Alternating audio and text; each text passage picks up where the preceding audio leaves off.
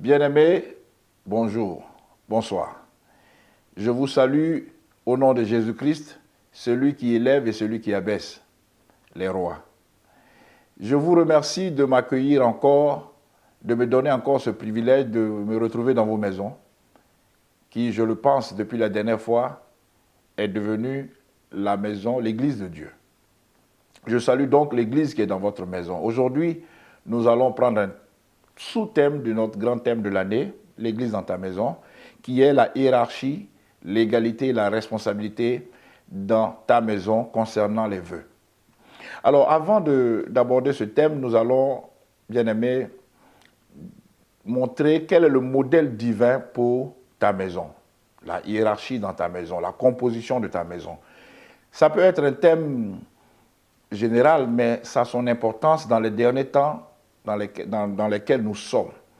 Alors, la famille selon Dieu est composée du père, de la mère, du fils, de la fille. Et puisque nous sommes dans Rich Ministries, nous allons ajouter du serviteur et de la servante. Donc, si tu n'as pas les moyens de te prendre un serviteur ou une servante, alors ta famille sera composée du père, de la mère, du fils et de la fille. Alors, évidemment, bien-aimés, nous allons parler des vœux. La responsabilité de chaque membre de cette famille que je viens de citer par rapport aux vœux, car le principe de liberté que Dieu nous donne fait que tout le monde parle à volonté et est susceptible de prendre des engagements, de faire des vœux. Alors, voici le principe que Dieu nous donne à propos des vœux. Lisons dans Ecclésiaste, chapitre 5, verset 3. Le livre d'Ecclésiaste, chapitre 5, verset 3. Je lis.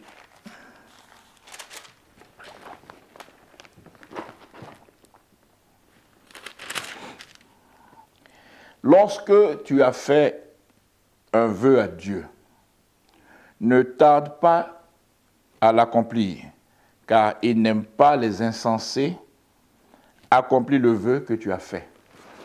Donc, Dieu ne nous empêche pas de parler, mais il souhaite que si nous faisons des vœux, que nous ne tardions pas à les accomplir.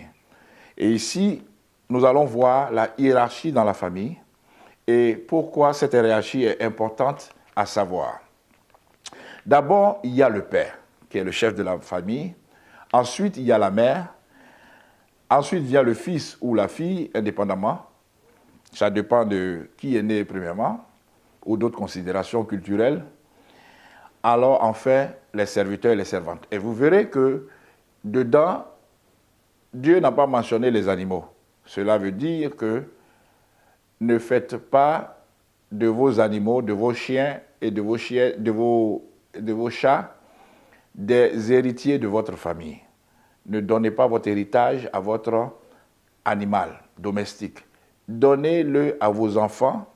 Et si pour des raisons qui vous sont propres, vous ne désirez pas donner votre héritage à vos enfants, donnez-le à la servante ou au serviteur, ou bien donnez-le à quelqu'un qui est près de vous ou loin de vous, que cet argent peut ou cette fortune peut aider de manière significative. Ensuite, nous entendons dans ces temps modernes les femmes qui veulent être les égales des hommes.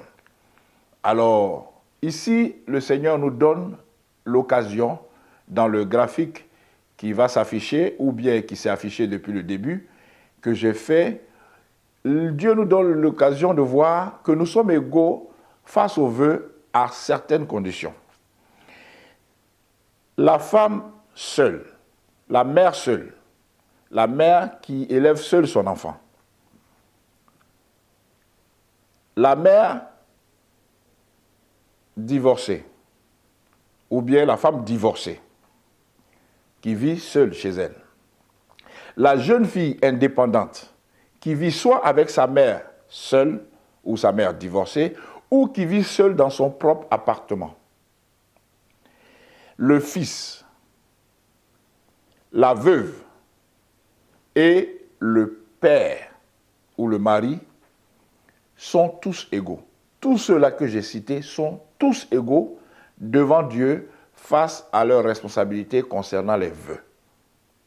Alors, ceux qui ne sont pas égaux ici, ce sont ceux qui sont appelés l'épouse et la fille qui vit chez ses parents. Et tout ce que je viens de citer, ce schéma que je vous ai présenté, c'est le résumé du chapitre 30 du livre de Nombres, dans l'Ancien Testament. C'est tout le chapitre qui a été résumé comme ça. Alors, le papa couvre, donc c'est pourquoi j'ai mis un parapluie, le père couvre la mère, enfin la mère qui est son épouse, qui est avec lui à la maison, et la fille qui vit encore à la maison avec son père. Alors, le principe c'est quoi? Le principe c'est que si la mère, l'épouse dit à son mari, au père de la maison, mon mari ou mon chéri, ou le nom que vous voulez, Christian, j'ai fait un vœu d'ouvrir un orphelinat dans cette ville. Et si le jour même, Christian, le mari, le père, ne dit rien, ne réagit pas, alors la femme est tenue d'accomplir ce vœu-là, hein, et elle est aussi tenue, aussi responsable que le mari qui s'est tué. Dans le cas contraire, si le mari dit « Ah non, tu n'en as pas les moyens » ou bien « Nous n'en avons pas les moyens », alors le mari, Christian, vient d'annuler les vœux de son épouse. Voici l'autorité que le mari a dans ce cadre-là et il couvre la femme. Ça veut dire que si vous avez une femme qui est présidente de la République ou Premier ministre, son mari peut annuler ses vœux. Et c'est pour cela que, dans sa grâce, le Seigneur nous a envoyé son Fils. Parce que son Fils est tenu responsable pour ses paroles, ses engagements. Il a dit qu'il viendrait mourir à la croix pour nous et il devait le faire. Malgré le temps d'hésitation qu'il a eu dans le jardin de Gethsémane, il a dû aller parce que le Père l'a tenu. Le Père n'a pas répondu à sa prière de Gethsémane parce qu'il devait accomplir son vœu. Et il est venu, il est effectivement mort pour toi, il est mort pour moi à la croix de Golgotha. Alors, nous venons donc au Fils. Le Fils aussi est... Non, le Fils n'est pas couvert, c'est la fille. La fille est couverte, celle qui habite chez son père est couverte par le Père. Et c'est le même principe que l'épouse qui vit avec son mari. Mais pour le Fils, c'est un peu difficile. Alors, le Fils n'est pas couvert. L'engagement que le Fils prend, qu'il soit petit ou qu'il soit grand, est le même engagement que le Père prend, ou le même engagement que la veuve prend, est le même engagement que la femme divorcée prend, est le même engagement que la mère célibataire prend. C'est le même engagement. Mais il y a quand même une petite porte de sortie que Dieu donne au Fils qui n'est pas en âge de prendre des responsabilités en tant que tel. Et cette ouverture se trouve dans le livre de Proverbes au chapitre 6, versets 1 à 5. Proverbes, chapitre 6, versets 1 à 5, que je vais lire rapidement. Alors, le Seigneur dit, et c'est la responsabilité du Père d'éduquer comme ça son fils, « Mon fils, si tu as cautionné ton prochain, si tu t'es engagé pour autrui, si tu es enlacé par les paroles de ta bouche, si tu es pris par les paroles de ta bouche, fais donc ceci, mon fils, dégage-toi, puisque tu es tombé au pouvoir de ton prochain, va, prosterne-toi et fais des instances auprès de lui, ne donne ni sommeil à tes yeux, ni assoupissement à tes paupières, dégage-toi comme la gazelle de la main du chasseur, comme l'oiseau de la main de l'oiseleur. Voici une porte de sortie pour le fils. Mais autrement dit, quand il devient adulte, il est dans le même registre que le père, il est engagé, il doit accomplir le vœu qu'il a fait. Bien-aimés, nous avons donc vu la responsabilité de chacun dans la famille face aux vœux. Faisons attention de ne pas faire de vœux et nous allons prier. Si tu te rends compte que tu as fait des vœux que tu n'as pas respectés, n'oublie pas que Dieu t'appelle insensé.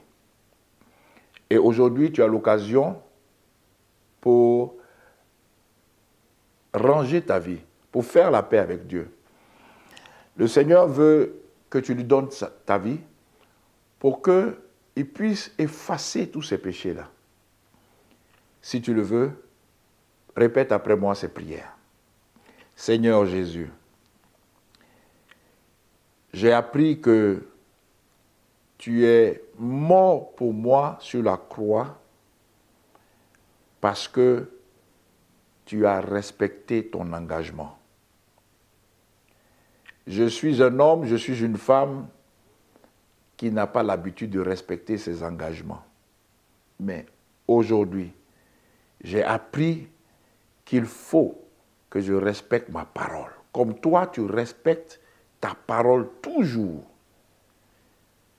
Mais avec mes propres forces, je ne peux pas y arriver. C'est pourquoi je prie que tu fasses de moi ton enfant. Aujourd'hui, je veux t'accepter comme mon Seigneur et mon Sauveur personnel. Je veux te donner ma vie. Je te donne ma vie. Viens et sauve-moi. Au nom de Jésus, j'ai prié. Amen. Merci beaucoup. Si vous venez de nous rejoindre pour la première fois, merci beaucoup. Merci aux anciens qui nous suivent depuis le début de cette aventure avec Rich Ministries. Mon nom, c'est Jean-Claude Dogo et vous êtes la bienvenue pour les prochaines vidéos. Merci. Au revoir.